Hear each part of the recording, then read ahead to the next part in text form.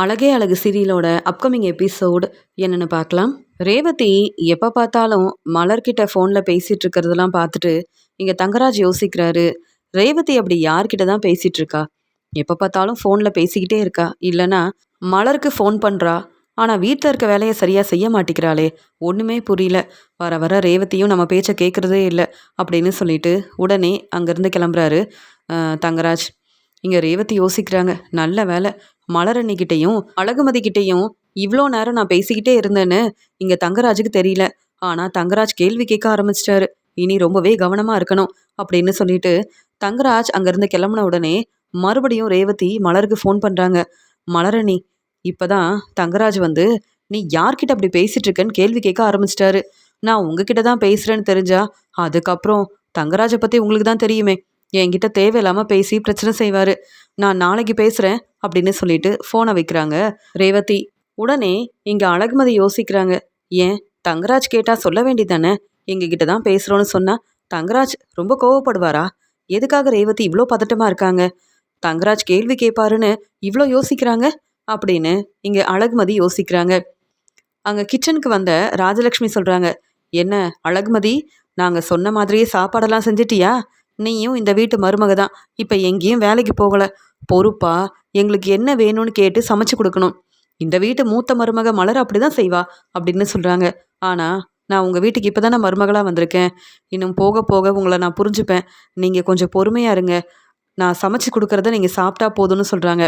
அன்னைக்கு இட்லிக்கு சாம்பார் வச்சு கொடுத்த, ஆனால் நாங்கள் அப்படிலாம் சாப்பிட மாட்டோம். எங்களுக்கு விதவிதமாக சமைச்சு கொடுத்தா தான் சாப்பிட முடியும். ஏன்னா என் பசங்க எல்லாரும் கஷ்டப்பட்டு வேலை செய்கிறாங்க, சம்பாதிக்கிறாங்க. அவங்க நல்ல ஆரோக்கியமாக இருக்கணும்னா நாங்கள் சொல்கிற மாதிரியே சாப்பாடை பார்த்து பார்த்து செய்யணும். புரியுதா? விதவிதமாக சமைச்சு கொடுத்தாதான் நாங்கள் எல்லாரும் ருசியாக சாப்பிடுவோம். நீ கொடுக்குற சாப்பாடெல்லாம் சாப்பிட முடியாது அப்படின்னு சொல்கிறாங்க. அப்போ மலரக்கா தான் வந்து சமைக்கணும் அப்படின்னு சொல்லிட்டு, சரியத்தை, அதான் இந்த வேலையை நான் பொறுப்பாக பார்த்துக்கிறேன்னு சொல்லியிருக்கேன்ல, நீங்கள் எதுக்கு இவ்வளோ கோவப்படுறீங்க? நான் இந்த வேலையெல்லாம் செஞ்சுட்டு சொல்கிறேன், அப்புறமா சாப்பிட வாங்க அப்படின்னு சொல்லும்போது, பரவாயில்ல, இந்த அழகுமதி என்ன சமைக்கிறான்னு பார்க்க தானே போகிறேன். எப்படியும் அழகுமதி சரியாக சமைக்க மாட்டா. நமக்கு என்ன பிடிக்கலையோ அதை தான் சமைச்சு வைப்பா. என் பேச்சை கேட்டு அழகுமதி விதவிதமாக சமைச்சு கொடுக்கலனா அதுக்கப்புறம் அழகுமதி கிட்ட நான் பேசிக்கிறேன். வேலைக்கு போகிறதால யார் பேச்சும் கேட்கக்கூடாதுன்னு நினச்சால இனி அழகுமதி வீட்டில் தானே இருக்க போகிறா. நான் சொல்கிற வேலையெல்லாம் செய்யட்டும் அப்படின்னு ராஜலக்ஷ்மி யோசிக்கிறாங்க. மலர் அங்கே வீடை சுத்தம் செஞ்சுட்டு கிச்சன் பக்கம் வராங்க. என்ன மலர், அதுக்குள்ளே வீடெல்லாம் சுத்தம் செஞ்சிட்டியா அப்படின்னு சொல்லும்போது, ஆமாம் அத்தை, எல்லா வேலையும் செஞ்சுட்டேன். இப்போ அழகுமதி கிச்சனில் இருக்க வேலையை தனியாக தானே செய்கிறாங்க, நான் அவங்களுக்கு உதவி செய்கிறதுக்காக தான் வந்தேன்னு சொல்லும்போது, என்ன மலர், நீ கொஞ்சம் கூட புரிஞ்சுக்க மாட்டேங்கிற. நீ இந்த வீட்டோட மூத்த மருமக. நானே நீ இன்னைக்கு வேலை செய்ய வேண்டான்னு சொல்லியிருக்கேன். நீ பேசாம உங்க அம்மா கிட்ட ஃபோனில் கொஞ்ச நேரம் பேசிட்டுரு. அதுக்கப்புறம் நீ நிம்மதியாக ரெஸ்ட் எடு. இன்னைக்கு நீ கிச்சன் பக்கம் வரவே கூடாது. நீ எங்களுக்கு இத்தனை நாள் சமைச்சு கொடுத்தல்ல, இன்னைக்கு அழகுமதி சமைச்சு கொடுக்கட்டும். நீ எந்த வேலையும் செய்ய வேண்டாம். நீ நிம்மதியாக ரெஸ்ட் எடு மலரு அப்படின்னு சொல்லும்போது, அத்தை நீங்களா இப்படிலாம் பேசுறீங்க? என்னைக்காவது எனக்கு ரொம்ப முடியல, ஹாஸ்பிட்டல் போயிட்டு வந்திருக்கேன், ரெஸ்ட் எடுக்கணும்னு சொன்னால் கூட என் பேச்சை கேட்க மாட்டீங்க. நீ ரெஸ்ட் எடுத்தா கிச்சனில் இருக்க வேலையை யார் செய்கிறதுன்னு கேள்வி கேட்குற நீங்கள், இன்னைக்கு நான் வேலை செய்யக்கூடாது ரெஸ்ட் எடுக்க சொல்கிறீங்களே. அத்தை இதை கேட்க சந்தோஷமாக இருக்குது. இருந்தாலும் அழகுமதி தனியாக எவ்வளோ வேலையை பார்க்க முடியும்? நம்ம வீட்டில் இருக்க எல்லாருக்கும் அழகுமதியால் சமைக்க முடியாது. நான் பார்த்துக்கிறேன்னு சொல்லும்போது, மலரு என் பேச்சை கேட்பியா இல்லையா? முதல்ல நீ உன்னுடைய ரூமுக்கு போ. அழகுமதி இன்னைக்கு என்ன சமைச்சு கொடுக்குறா நான் பார்க்கணும் அப்படின்னு சொல்கிறாங்க ராஜலக்ஷ்மி. ராஜலக்ஷ்மி அத்தை வேணும்னே அழகுமதியை தலகுனிய வைக்கணும், கேள்வி கேட்கணும் அப்படின்றதுக்காகவே இப்படி அழகுமதி இன்னைக்கு கிச்சனில் இருக்க வேலை எல்லாத்தையும் அவங்க தான் பார்த்துக்கணும்னு சொல்கிறாங்க. அழகுமதிக்கு சரியாக சமைக்கவே தெரியாதுன்னு ராஜலக்ஷ்மியத்துக்கு ரொம்ப நல்லா தெரியும். அப்புறம் எதுக்கு வேணும்னே பிரச்சனை செய்யணும்னு இப்படிலாம் யோசிக்கிறாங்கன்னு தான் தெரியல. அழகுமதி இந்த வீட்டில் இருக்கவே கூடாதுன்னு ராஜலக்ஷ்மியத்தை யோசிக்கிறாங்க. ஆனால் அழகுமதி இன்னைக்கு ராகவன் மாமா ராஜலக்ஷ்மி அத்தைக்கு சரியான பதில் கொடுக்க தான் போகிறாங்க. என்ன இருந்தாலும் அழகுமதி சமைச்சு கொடுக்கறத ராஜலக்ஷ்மி அத்தையும் ராகவன் மாமாவும் சாப்பிட்டு தானே ஆகணும். வேற வழியே இல்லை. வேணும்னே அழகுமதி கிட்ட பிரச்சனை செய்யணும்னு நினச்சா இன்னைக்கு ராஜலக்ஷ்மி அத்தை நல்லா அனுபவிக்க போகிறாங்க. கண்டிப்பாக அழகுமதி அவங்க நினைக்கிற மாதிரி தான் சமைச்சு கொடுக்க போகிறாங்க. நானும் எவ்வளவோ பேசி பார்த்துட்டேன். ராஜலக்ஷ்மியத்தை என் பேச்சை கேட்கவே மாட்டிக்கிறாங்க. இன்னைக்கு என்ன செய்கிறாங்கன்னு நான் பார்க்க தானே போகிறேன். இத்தனை நாள் விதவிதமாக சமைச்சு கொடுத்துருக்கேன். என்னைக்காவது என்னை பாராட்டி பேசியிருக்காங்களா? ஆனால் இன்னைக்கு வேற வழி இல்லாமல் அமைதியாக அழகுமதி சமைச்சு கொடுக்கறத சாப்பிட தான் போகிறாங்க. அப்படின்னு சொல்லிட்டு மலர் ரொம்பவே சந்தோஷமா தன்னுடைய ரூமுக்கு வராங்க. இன்னைக்காவது எனக்கு ஒரு நாள் ரெஸ்ட் கிடைச்சிருக்கு. நிம்மதியா ரெஸ்ட் எடுக்கலாம். வேலை செய்ய வேண்டான்னு ராஜலக்ஷ்மி அத்தையே சொல்வாங்கன்னு நான் யோசிக்கவே இல்லை அப்படின்னு ரொம்பவே சந்தோஷமா தன்னுடைய ரூமுக்கு வராங்க. இருந்தாலும் இவ்வளோ துணி இருக்கு, இந்த துணியெல்லாம் எடுத்து வைக்கணும், எனக்கு எப்படி ரெஸ்ட் எடுக்க முடியும், ஏதாவது ஒரு வேலை செஞ்சுக்கிட்டே தான் இருக்கணும் அப்படின்னு நினைக்கும்போது இங்கே மலரோட அம்மா ஃபோன் பண்ணுறாங்க. அப்போ தான் மலர் யோசிக்கிறாங்க, இன்னைக்கு என் அம்மா கிட்ட நிம்மதியாக ரொம்ப நேரம் பேசலாம். ஏன்னா கிச்சனில் இருக்க வேலையை செய்ய வேண்டான்னு ரெஸ்ட் எடுக்க சொன்னாங்கல்ல ராஜலக்ஷ்மி அத்தை அப்படின்னு சொல்லிட்டு சந்தோஷமா மலர் அவங்க அம்மா கிட்ட பேசுறாங்க. என்ன மலரு, என்ன செய்யறேன்னு கேட்கும்போது, அம்மா நான் ரெஸ்ட் எடுக்கிறேம்மான்னு சொல்லும்போது, என்னாச்சு மலரு, உனக்கு எதுவும் முடியலையான்னு கேட்குறாங்க. இல்லைம்மா, ராஜலக்ஷ்மி அத்தை தான் இன்னைக்கு ரெஸ்ட் எடுக்க சொன்னாங்க அப்படின்னு சொல்லும்போது, என்னது சம்மந்தி இப்படி சொன்னாங்களா, என்னால் நம்பவே முடியலையே, நான் ஃபோன் பண்ணிக்கிட்டே இருப்பேன், நீ எடுத்து பேசவே மாட்டேன், உனக்கு ஏதாவது ஒரு வேலை இருந்துக்கிட்டே இருக்கும், ஆனால் இன்னைக்கு எவ்வளோ சந்தோஷமா என்கிட்ட பேசுகிற மலரு, என்னாச்சுன்னு கேட்குறாங்க. வேற ஒன்றும் இல்லைம்மா, அழகுமதி மேலே வீட்டில் எல்லாரும் ரொம்ப கோவமாக இருக்காங்க. சுரேஷும் ராஜலக்ஷ்மி அத்தையும் அழகுமதியை புரிஞ்சுக்காம ஏதாவது ஒரு பிரச்சனை செஞ்சுக்கிட்டே இருக்காங்க. அழகுமதி இப்போ வேலைக்கு போகலை, வீட்டில் தான் இருக்காங்க. அழகுமதி இன்னைக்கு எல்லாருக்கும் சமைச்சு கொடுக்கணும், கிச்சனில் இருக்க வேலையை அழகுமதியே செய்யட்டும்னு ராஜலக்ஷ்மி அத்தை சொல்லியிருக்காங்க. நானும் எவ்வளவோ பேசி பார்த்தேன், என் பேச்சை ராஜலக்ஷ்மி அத்தை கேட்க மாட்டேங்கிறாங்க. நீ போய் நல்லா ரெஸ்ட் எடுன்னு சொல்லிட்டாங்க. நானும் உங்ககிட்ட பேசலாமே நினச்சேன், நீங்களே எனக்கு ஃபோன் பண்ணிட்டீங்க அப்படின்னு சொல்லும்போது, பரவாயில்ல, அழகுமதி உங்கள் வீட்டுக்கு மருமகளாக வந்ததால் இப்போ தான் நிம்மதியாக என்கிட்ட கொஞ்ச நேரம் உன்னால் பேச முடியுது, இல்லைனா நீ ஏதாவது ஒரு வேலை செஞ்சுக்கிட்டே இருப்பல அப்படின்னு சொல்லும்போது, ஆமாம்மா, இருந்தாலும் அழகுமதி ரொம்ப பாவம், இவ்வளோ நேரம் கிச்சனில் இருக்க வேலையை செய்கிறாங்க. தனியாக எல்லாருக்கும் எப்படிமா அவங்களால சமைக்க முடியும், வேணும்னே பிரச்சனை செய்யணும்னு ராஜலக்ஷ்மியத்தை இப்படிலாம் செய்கிறாங்கன்னு எனக்கு தெரியும்.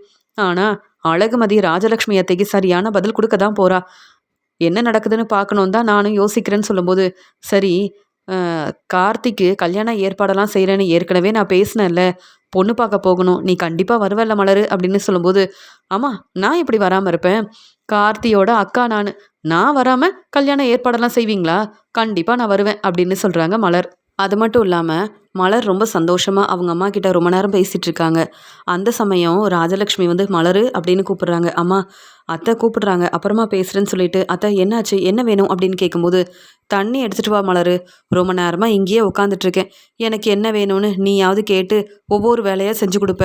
ஆனால் அழகுமதி கிச்சனுக்குள்ளே அப்போவே போனவ இப்போ வரைக்கும் வரவே இல்லை, எனக்கு என்ன வேணும்னு கேட்குறதும் இல்லை, நீயாவது கொஞ்சம் தண்ணி எடுத்துகிட்டு வாயேன்னு சொல்கிறாங்க. அத்தை, தண்ணி பக்கத்தில் தான் இருக்குது, நீங்கள் இப்படி கேட்பீங்கன்னு தெரியும், அதான் தண்ணியெல்லாம் எடுத்து வச்சுட்டு தான் என் ரூமுக்கு ரெஸ்ட் எடுக்கிறதுக்காக போனேன்னு சொல்லும்போது, அதெல்லாம் எனக்கு தெரியாதா மலரு, இந்த தண்ணியை நீ தானே எடுத்து கொடுக்கணும், ஏன் பக்கத்தில் இருக்க தண்ணியை நீ எடுத்து தர மாட்டியான்னு சொல்கிறாங்க. அத்தை இப்படிலாம் செய்கிறதுனால தான் இங்கே அழகுமதி சுரேஷுக்கும் ராஜலக்ஷ்மி அத்தைக்கும் சரியான பதில் கொடுக்குறா.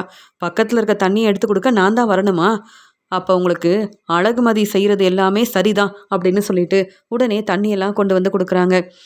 உடனே அங்கே வந்து அழகுமதி சொல்கிறாங்க, நான் சாப்பாடெல்லாம் செஞ்சுட்டேன், நீங்கள் வரீங்களா சாப்பிட்றதுக்குன்னு கேட்குறாங்க. பரவாயில்லையே, இவ்வளோ சீக்கிரம் சாப்பாடெல்லாம் செஞ்சிட்டியா, ரொம்ப சந்தோஷமாக இருக்குது, சரி அழகுமதி, அப்படியே சாப்பாடெல்லாம் எடுத்து வை அப்படின்னு சொல்கிறாங்க. உடனே மலர் யோசிக்கிறாங்க, அப்படி அழகுமதி என்ன சமைச்சிருக்கான்னு தெரியலையே, இன்னைக்கு ராகவன் மாமாவும் ராஜலக்ஷ்மி அத்தையும் என்னென்ன பிரச்சனை செய்ய போகிறாங்கன்னு தெரியலையே அப்படின்னு மலர் ரொம்பவே பதட்டமாக இருக்காங்க. கிச்சனில் போய் பார்க்கலாமா அப்படின்னு யோசிக்கும்போது, என்ன மலர் பார்த்துக்கிட்டே இருக்க, அதான் அழகுமதி சாப்பாடெல்லாம் எடுத்து வைக்க போகிறாள்ல, நீயும் இன்னைக்கு எங்கள் கூடவே சாப்பிடுன்னு சொல்கிறாங்க. உடனே மலர் சொல்கிறாங்க, ராகவன் மாமாவை நான் கூப்பிட்டு வரேன் அப்படின்னு சொல்லிட்டு அங்கே ராகவனையும் சாப்பிட கூப்பிடுறாங்க மலர். பரவாயில்ல, அழகுமதி சாப்பாடெல்லாம் செஞ்சுட்டான்னு நினைக்கிறேன், இவ்வளோ நேரம் சாப்பிடாம இருந்திருக்கேன், எப்போ தான் அழகுமதி சாப்பாடெல்லாம் செய்வான்னு யோசனை பண்ணிக்கிட்டே இருந்தேன், ரொம்ப நேரம் ஆயிடுச்சு. இதே மலர் வந்து கிச்சனில் இருக்க வேலையை செய்யும்போது ரொம்ப சீக்கிரமாக எங்களுக்கெல்லாம் சாப்பாடு கொடுத்துருவா, என்ன வேணும்னு கேட்டு சமைச்சு கொடுப்பா, ஆனால் அழகுமதி அப்படி என்ன தான் செய்கிறான்னு ஒன்றுமே புரியல அப்படின்னு பேசிக்கிட்டே ராகவன் சாப்பிட்றதுக்காக வராரு. இன்னைக்கு சாப்பாடெல்லாம் ரொம்ப ருசியாக இருக்க போகுது அப்படின்னு மலர் வந்து சொல்கிறாங்க. ஆனால் அழகுமதி எப்பயும் போல் இங்கே சாப்பாடெல்லாம் கொண்டு வந்து வைக்கிறாங்க, தயிர் சாதம் வைக்கிறாங்க. அது மட்டும் இல்லாமல் அவங்க சொன்ன மாதிரியே காய்கறி எல்லாம் தனியாக வச்சுருக்காங்க. இங்கே ராகவன் சொல்கிறாங்க, ஏற்கனவே சரியாக சாப்பிடாததுனால அப்பப்போ ரொம்ப மயக்கமாக வருது, மலர் வந்து சமைச்சு கொடுக்கும்போது சரியான நேரத்தில் நமக்கு சாப்பாடெல்லாம் செஞ்சு கொடுத்துருவா, நமக்கு என்ன வேணும்னு கேட்டு சமைச்சு கொடுப்பா. ஆனால் அழகுமதி சமைக்கிறதுக்கு இவ்வளோ நேரம் ஆயிடுச்சா, அப்படி என்ன தான் சமைச்சிருக்கான்னு பார்க்கும்போது அங்கே தயிர் சாதம் காய்கறி மட்டுமே இருக்குது. இதை பார்த்துட்டு ராகவன் சொல்கிறாங்க, என்னது தயிர் சாதம் தான் சமைக்கிறதுக்கு இவ்வளோ நேரம் ஆயிடுச்சா, என்ன ராஜலக்ஷ்மி இதெல்லாம்? அப்ப இத தான் நாங்க சாப்பிடணுமான்னு கேட்கும்போது, ஆமா. நீங்க என்ன சமைக்க சொன்னீங்க. எனக்கு எல்லாருக்கும் சமைக்க தெரியாதுன்னு சொன்னேன். ஆனா, உனக்கு என்ன முடியுமோ சமைச்சு வைன்னு ராஜலக்ஷ்மி அத்தை சொன்னாங்க. விதவிதமா சமைக்க தெரியாதுன்னு தெரிஞ்சுக்கிட்டு சமைக்க சொன்னா, என்னால இப்படி தான் சமைக்க முடியும். நான் வேலைக்கு போகவே இல்ல. வேலைக்கு போகவே மாட்டேன்னு நெனச்சு, வீட்ல இருக்க வேலையெல்லாம் செய்ய வைக்கணும்னு நெனச்சீங்கல்ல, அப்ப நான் சமைச்சு குடுக்குறத அமைதியா சாப்பிடுங்க. அப்படின்னு சொல்லிட்டு சாப்பாடெல்லாம் எடுத்து வைக்கிறாங்க. ஆனா, ராகவனால சாப்பாட சாப்பிட முடியல. எப்பயுமே நான் விதவிதமா தான் சாப்பிட்டு பழகியிருக்கேன். ஆனா, இப்ப வெறும் தயிர் சாதத்த சாப்பிட சொன்னா எப்படி முடியும்? இவ்ளோ நேரம் சாப்பிடாம இருந்ததுக்கு எனக்கு ரொம்பவே மயக்கம் வருது ராஜலக்ஷ்மி. ஆனா, இப்ப இந்த நிலைமையில இப்படி நான் சாப்பிட்டா அவ்வளவுதான்.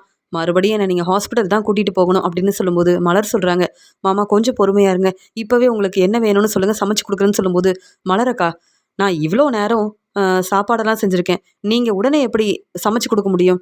நீங்க அமைதியா எந்த வேலையும் செய்ய வேண்டாம்.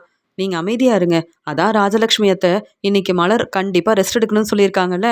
நீங்க எதுக்கு கிச்சன்ல வேலை செய்யணும்? இவங்க வேணும்னே என்ன சமைக்க வைக்கணும்னு நெனச்சாங்க. அப்ப நான் சமைச்சு குடுக்குறத கண்டிப்பா சாப்பிடணும்ல. நான் உங்களுக்காக சமைச்சிருக்கேன்னு நீங்க சந்தோஷப்படுவீங்கன்னு நெனச்சா என்கிட்ட கேள்வி கேட்குறீங்க அப்படின்னு சொல்லும்போது, அழகுமதி என்ன நெனச்சிட்டு இருக்க? நீ பேசுறதெல்லாம் கேட்டுட்டு நாங்க பொறுமையா இருக்கணுமா? பாரு என் வீட்டுக்காரரால சாப்பிட முடியலன்னு சொல்றாரு. வேணும்னே தானே இப்படி சமைச்சிருக்க. இவ்ளோ நேரம் கிச்சன்லயே இருந்த.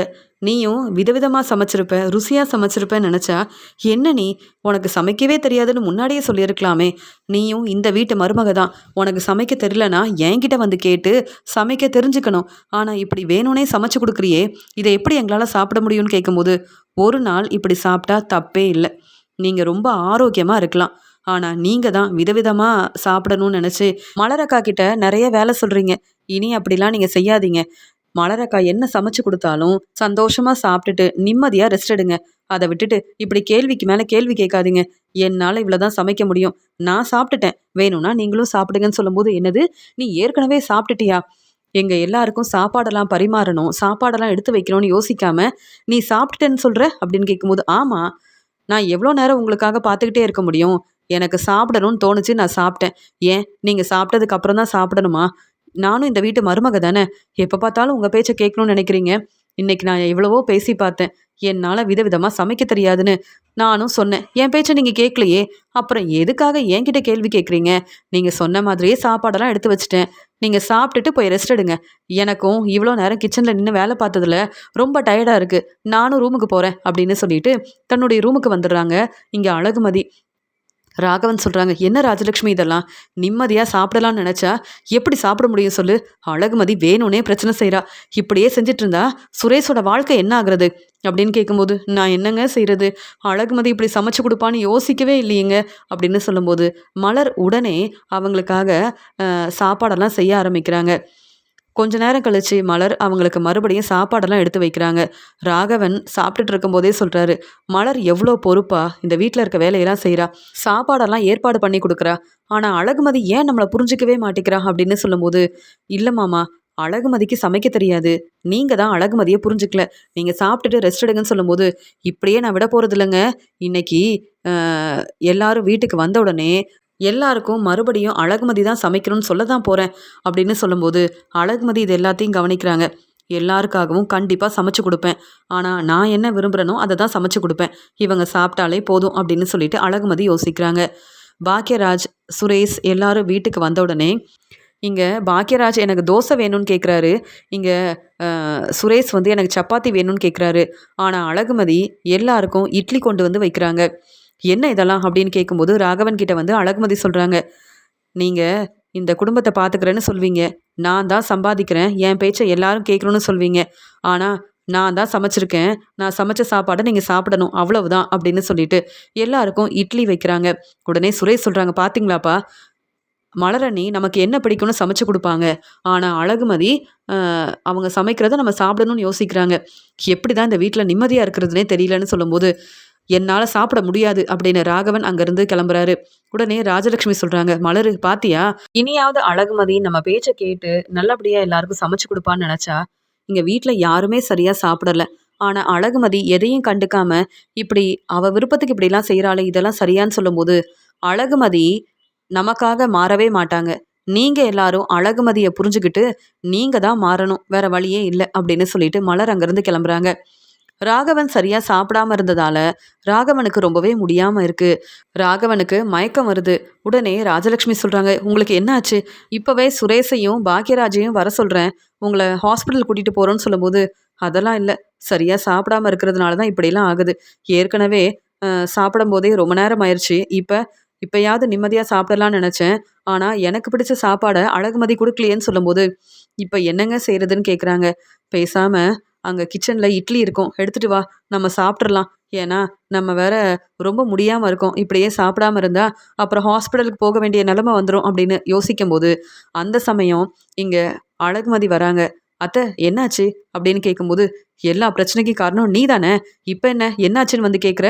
சரியா சமைச்சு குடுக்க முடியல. எங்களுக்கு என்ன வேணும்னு கேட்டு, எந்த வேலையும் உன்னால செய்ய முடியாதா? அப்புறம் எதுக்கு இந்த வீட்ல மருமகன்னு இருக்க?" அப்படின்னு சொல்லும்போது, "நான் பொறுப்பான மருமகளா இருக்கேன். இப்ப எந்த பிரச்சனையும் இல்ல. நான் உங்களுக்கு இட்லி எடுத்துட்டு வரேன். நிம்மதியா சாப்பிட்டுட்டு நல்லா ரெஸ்ட் எடுங்க. நாளைக்கும் நான் தான் சமைச்சு குடுக்க போறேன். கவலைப்படாம இருங்க." அப்படின்னு சொல்லிட்டு போகும்போது, "என்னங்க நாளைக்கும் அழகுமதி சமைச்சு குடுக்க போறாளான்னு" சொல்லும்போது, அழகுமதி பேசாம வேலைக்கே போயிருக்கலாம்னு நெனைக்கிறேன். ஆனா வேலைக்கு போனா அழகுமதிய கையில பிடிக்க முடியல. ஆனா இப்ப நம்ம வந்து அழகுமதி கிட்ட எந்த வேலையும் சொல்லக்கூடாதுன்றதுக்காக வேணும்னே இப்படிலாம் செய்றான்னு பேசிட்டு இருக்காங்க. அழகுமதி மறுபடியும் இட்லியெல்லாம் கொண்டு வந்து குடுக்குறாங்க. வேற வழி இல்லாம ராகவனும், ராஜலட்சுமியும் சாப்பிடுறாங்க. இத பார்த்துட்டு இருக்க சுரேஷ் வந்து, "என்ன அப்பா, அம்மா வந்து சாப்பிட மாட்டேன்னு சொன்னாங்க. இப்ப வேற வழியே இல்லாம அழகுமதி பேச்ச கேட்க ஆரம்பிச்சுட்டாங்களா?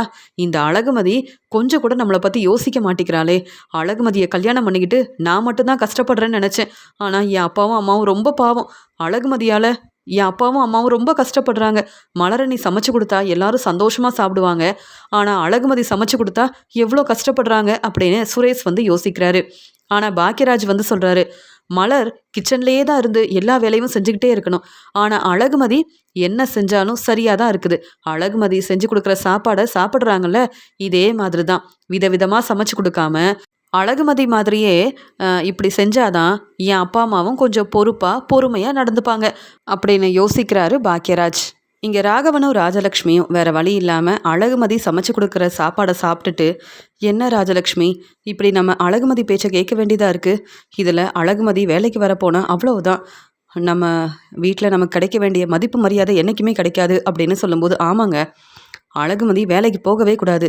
இப்படியே தினமும் கிச்சன்ல இருக்க வேலைய செய்ய வைக்கணும்.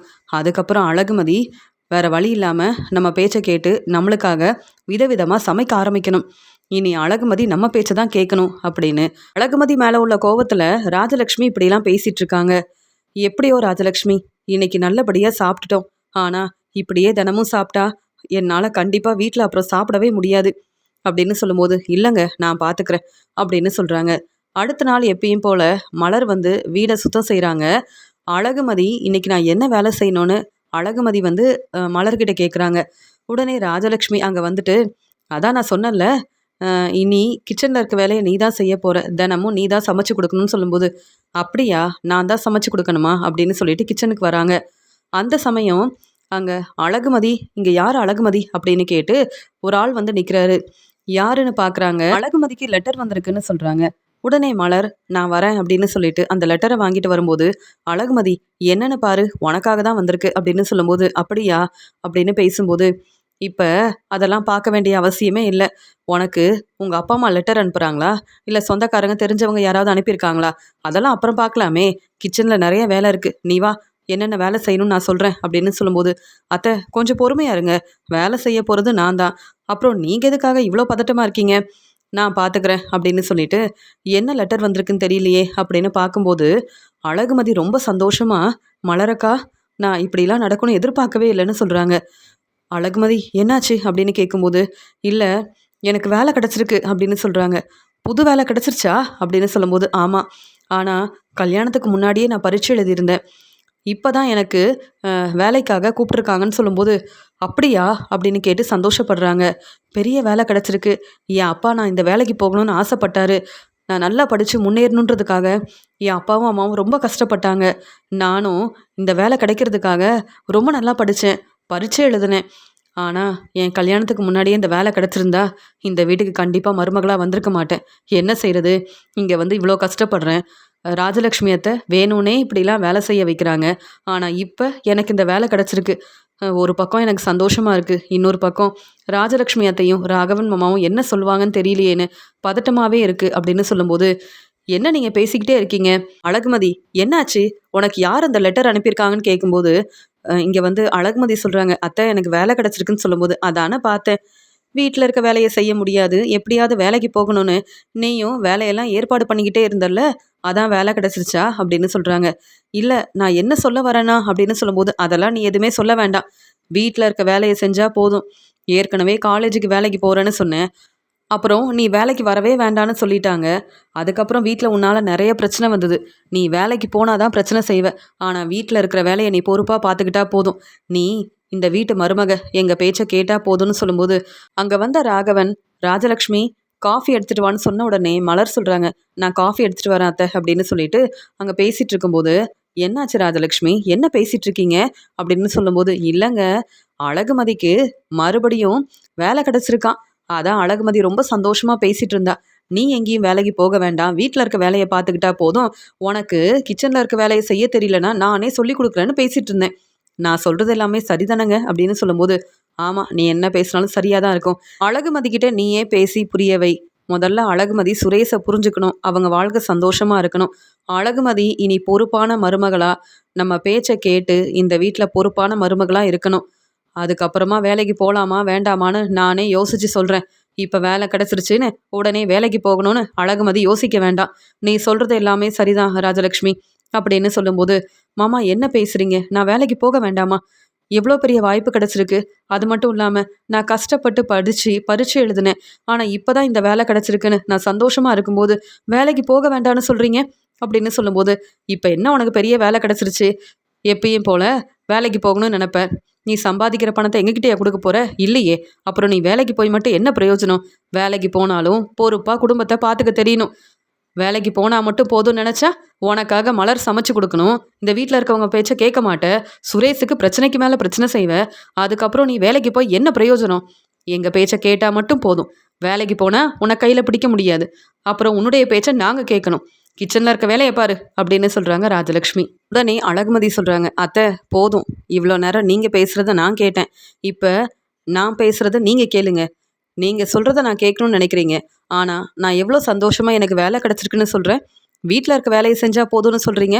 ஆமா, எனக்கு பெரிய பொறுப்பான வேலை கிடைச்சிருக்கு. பெரிய வேலை கிடைச்சிருக்கு. உங்க பையன் சுரேஷ விட நான் நெறைய சம்பாதிக்க போறேன். உங்க பையன் பாக்கியராஜ விட பெரிய வேலைக்கு போறேன். போதுமா? நான் வேலைக்கு போகக்கூடாதுன்னு நீங்க சொன்னா, உங்க பேச்ச கேட்கணுமா? உங்களுக்காக சமைச்சு குடுத்தா மட்டும் பாராட்டி பேசிருவீங்களா? இன்னும் நல்லா சமைக்கணும். இன்னும் உனக்கு சரியா சமைக்கவே தெரியல. நீ எல்லாம் இந்த வீட்டு மருமகளா இருக்கன்னு கேள்வி கேட்டீங்கல்ல? உங்க வீட்டு மருமகளா இருக்கணும்னா நான் வேலைக்கு போகக்கூடாது அப்படிதானே? அப்ப பேசாம எங்க அம்மா வீட்டுக்கே போறேன். ஆனா எனக்கு இந்த வேலை ரொம்ப முக்கியம். உங்க பேச்ச கேட்டுட்டு இந்த வேலைக்கு போகாம இருந்தா சரிப்பட்டு வராது. இந்த வேலை கிடைக்க எவ்வளோ கஷ்டப்பட்டு படிச்சேன்னு எனக்கு தான் தெரியும். இந்த வேலை எனக்கு கிடைக்கணும். அதுக்காக நான் நல்லா படிக்கணும்னு என் அப்பாவும், அம்மாவும் எனக்கு எவ்வளோ சப்போர்ட் பண்ணாங்கன்னு எனக்கு தான் தெரியும். இந்த வேலை கிடைச்சிருக்குன்னு தெரிஞ்சுக்கிட்டு நீங்க கொஞ்சம் கூட சந்தோஷமே இல்லாம பேசுறீங்க. ஆனா இப்பவே என் அப்பாகிட்டயும், என் அம்மாகிட்டயும் எனக்கு மறுபடியும் பெரிய வேலை கிடைச்சிருக்குன்னு சொன்னா எவ்வளோ சந்தோஷப்படுவாங்கன்னு உங்களுக்கு என்ன தெரியும்? அது மட்டும் இல்லாம சுரேஷ் வேலைக்கு போய் சம்பாதிக்கணும். அதே மாதிரி இங்க பாக்கியராஜையும் தலையில தூக்கி வச்சு கொண்டாடுவீங்க. ஆனா இந்த வீட்டு மருமக நல்லபடியா படிச்சு பெரிய வேலைக்கு போயிருக்கான்னு உங்களால சந்தோஷப்பட முடியல. அப்படி இருக்கும்போது உங்களுக்கு நான் சமைச்சு குடுக்கணுமா? போதும். இதுக்கு மேல உங்க பேச்ச கேட்க வேண்டிய அவசியம் எனக்கு இல்ல.